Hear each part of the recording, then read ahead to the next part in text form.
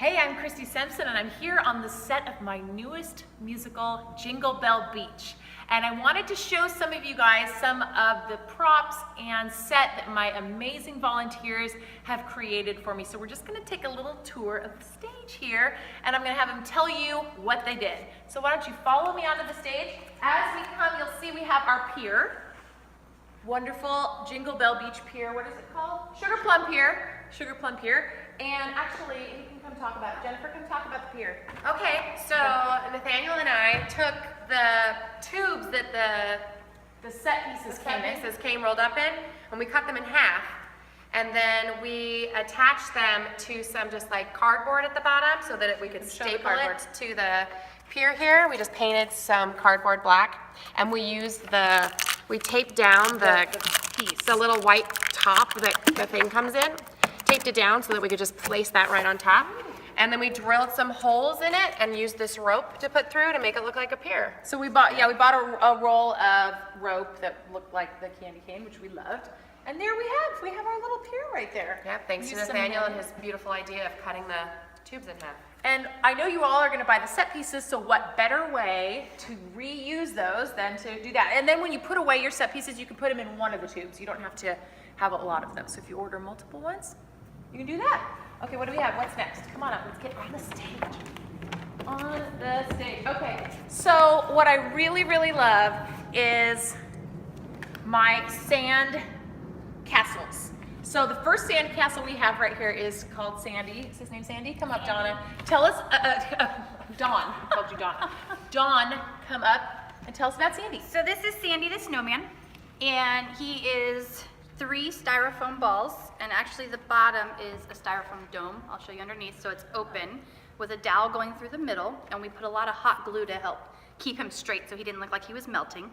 And then the styrofoam balls we left covered in the plastic wrap that they came in, because a lot of times styrofoam will just suck in any paint you use to cover it up. And we did a little bit of Mod Podge with real sand over it first. Then we spray painted him with a textured spray paint.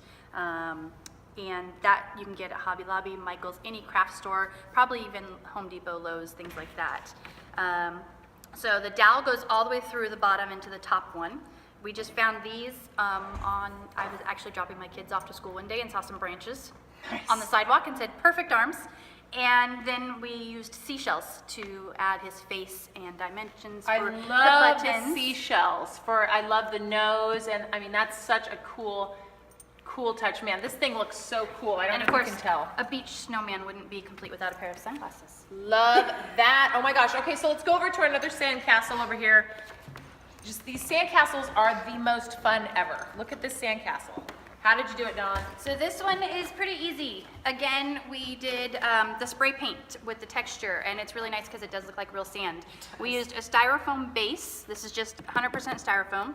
These 3 boxes on the bottom are the cardboard gift boxes that you can buy at any craft store.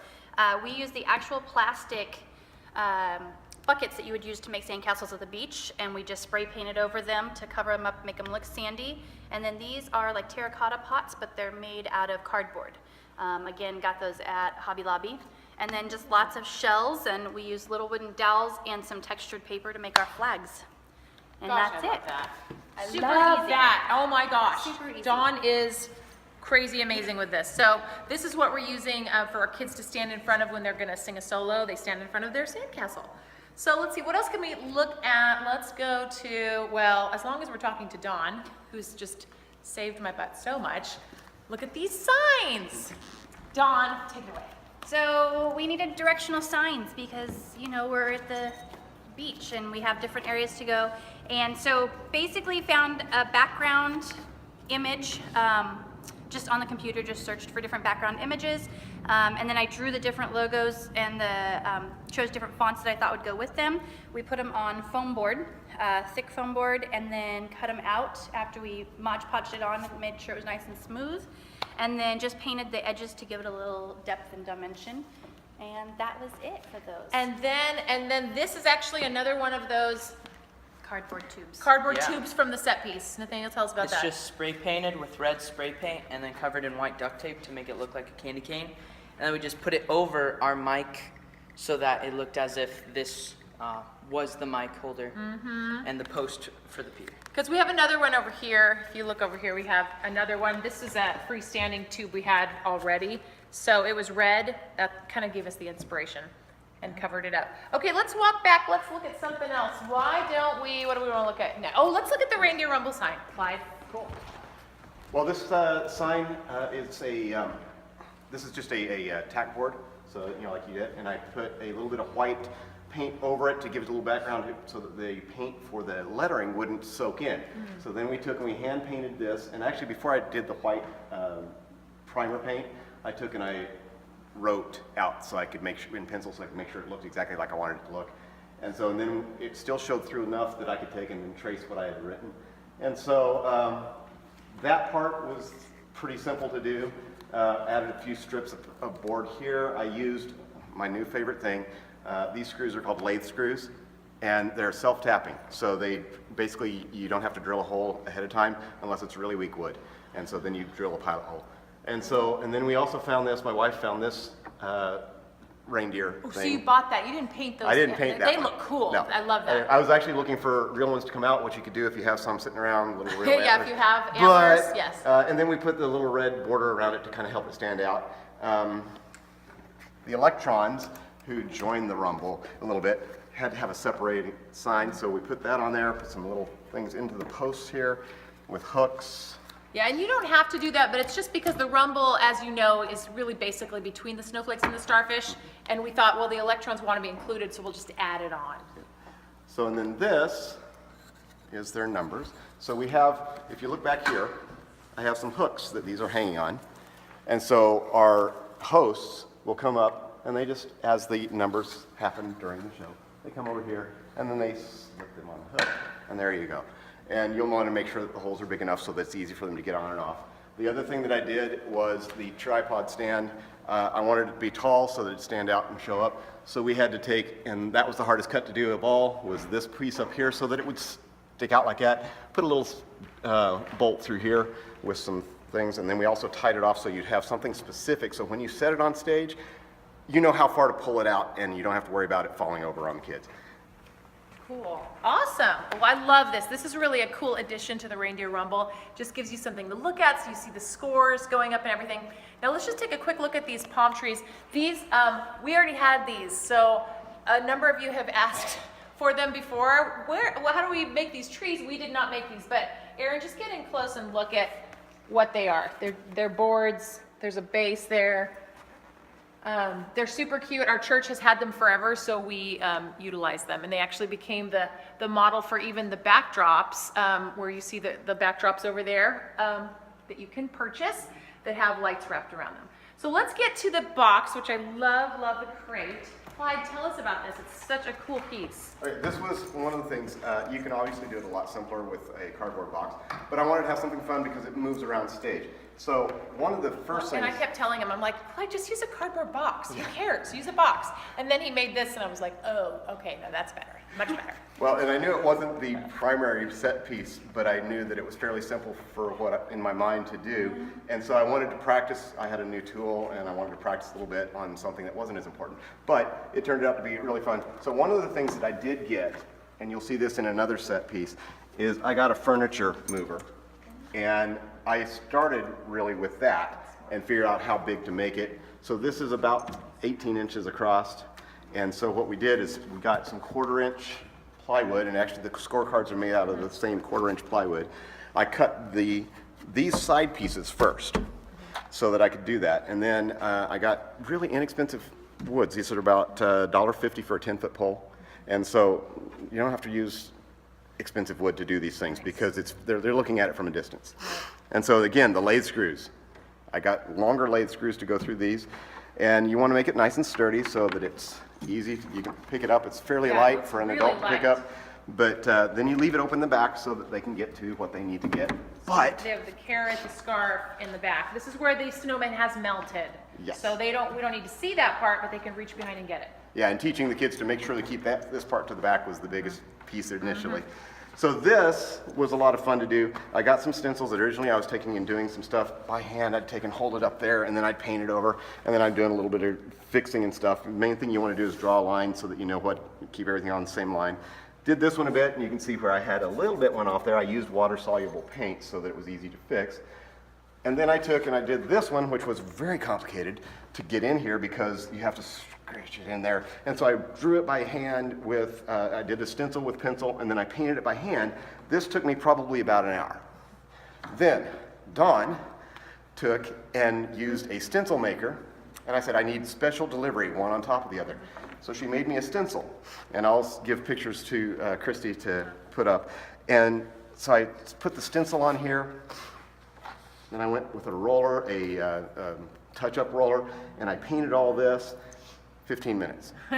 So, Nice. but anyway, so, and the nice thing with the wheels, and why I used a furniture dolly is it's inherently stable. Still Right. make sure you put the heaviest weights on the bottom if you are doing anything, but it rolls And the really kids can easily. roll it really easily. We have some cords on the ground, as you can see, And and if it you just have- rolls right over it. I'm sorry.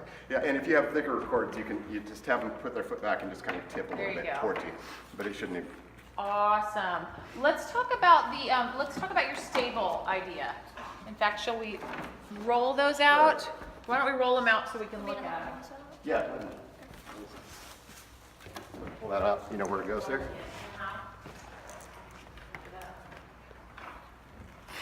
Perfect. Taking it out. So these do Okay, so roll back as it up well. just a hair. There you go. Okay. So we've marked out where they go on the stage. So the stable idea was, what would the kids have on a beach to make a manger scene? Hey, let's have a manger scene. So I thought, they're going to have surfboards, they're going to have palm trees. And so the original sketches had the palm trees, and this is close to what the original sketches that were approved. These surfboards are actually Those look so cool. wall foam, and if you'll hand me those two pieces there, you can see these went together up like that. Now you might recognize that shape. That's the shape of an ironing board because it was an ironing board that I used for the stencil, not stencil, but the shape of this. No, wait, what kind of foam is this? I don't know about this foam. Okay, wallboard Board. foam, it's insulation that goes inside of a wall. It's very light. You can't surf on it, sorry. But it's long. It is So we're long. not connecting foam boards together. No, you're not connecting anything together. I actually used one board to make 3 of these surfboards. It was $11. Wow. And then plus the cost of the paint. And a whole lot of time. Yeah, that actually took more time just because it was a little bit more intense than it. My wife and daughter helped me. They spray painted this with a primer paint combo, and you spray painted that with a kind of a glossy paint, and then you gotta let it dry. And then you'll want to be touching up from time to time. You'll see where the foam board does go. It is fairly fragile. Then I went back through with stencils. My suggestion is get at least 2 sets of the stencils because they get paint underneath and then you start getting a little bit of stuff, and you can, if you look real close, you'll see some places where I had to touch up. And then a lot of paper, and use the caps from your spray paint can, use the spray paint cans to block the other pieces of the stencils and give yourself dimensions so that it doesn't go into the other stencils, because there were 6 stencils on each one of these. Wow. And then keep your original paint too, and you can use a piece of cardboard, and if you get a place that got marked, you can just touch it up. Did you build the baskets that they go in here? I did. Those are actually also, Go look at, yeah. these are also still furniture dollies down below here. And then I took and I used stakes like you would use when you're putting in, they're really cheap, $6 for a dozen. The stakes for putting together concrete moldings when you're going to put in a sidewalk or something. And then I used this. It's actually, you can see, I cut very inexpensive but very sturdy and straight yardsticks. I cut them to fit using the lathe screws again to put these all together. Then you get a pool noodle and cut that so that it doesn't break or scratch up your foam. And then you've got to put down below something to solidify it. I chose to use string and some of the pool noodle, but you could also use another piece of board across the top. But the more you put on here, the more weight you're going to have, and the kids are going to have to move. One last thing back on the boards. This is for representative of the electrons. This right here is called console tape. It's easy to reposition if you need to. It's got a very light stickiness to the back of it, but it's also it'll stay in place for you, and it won't be subjective to the heat of lights. Cool. Well, man, these look amazing. I love the way this looks, and they're easy to roll on. So we roll them on when we do our stable scene, and then they roll off. The kids roll them off. So that's awesome. I want to show you one last thing. Kids, come over here in between the stable and show us. Turn around and then open up your arms, and let's see what we got here. Cute. So Dawn, you want to tell us about these? So these are just heat transfer vinyl. And basically, if anyone out there has what's called a Cricut machine or a Silhouette, you can create these.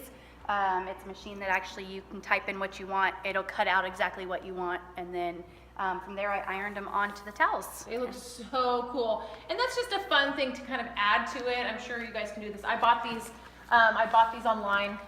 This was like $2. I don't know why. The cute green ones were more expensive, but super cute if you want to do that. We've got kids kind of running in with them at the beginning and spinning around and showing them. So I think that's it. How about the reindeer rumbles? What? Oh yeah, reindeer rumble signs. Show me the reindeer rumble signs. So the reindeer Cute. rumble has obviously different rounds that you're going to go through, and so we created these boards. Again, it's just your basic foam core board, and just used some glitter vinyl for these. Created our little reindeer and the round signs with all the glitter so they sparkle and shimmer and shine. And it's just a nice, clean, quick, easy prop to do.